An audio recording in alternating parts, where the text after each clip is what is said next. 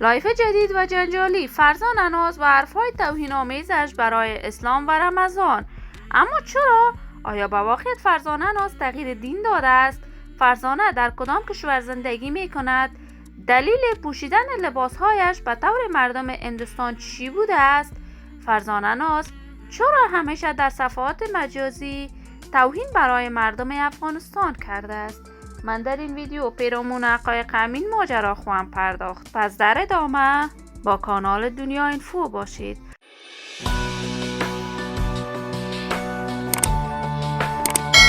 سلام و سلامتی ایام به کامتان باد. شما را خوش آمدید میگم به یکی دیگر از ویدیوهای جذاب کانال دنیا اینفو.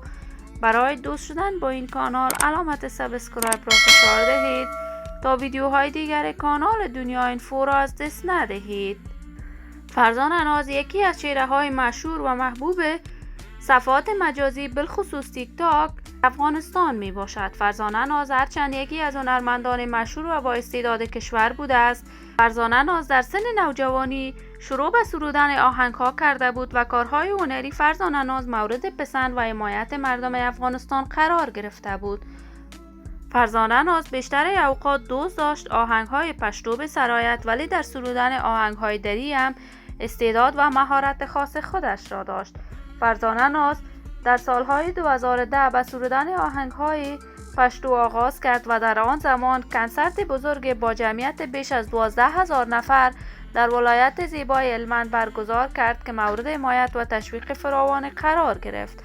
اما جدیداً فرزان اناز رفت و آمدهای بیشماری به کشور هندوستان و دبی داشته است و با پسران هندی در رابطه‌های نامشروع قرار دارد و به همین خاطر بارها در صفحات مجازیش بالخصوص تیک تاک لایف آمده است و توهین به دین مقدس اسلام کرده است و ای همیشه لباسهای بدور از تصور افغانها بر تن می کند که مورد انتقاد و نقد نظر شدید دوزاران و علاقمندانش قرار گرفته است. ولی هر کس خودش میداند و زندگی شخصیش. من آرزوی موفقیت، سلامتی و کامیابی برای فرزان اناز از بارگاه عزت منان خواهانم. دوستان نهایت عزیز، شما هم نظریاتتان را در بخش کامنت با من شریک بسازید. این ویدیو را با علاقمندان و دوستداران فرزان اناز به اشتراک بگذارید.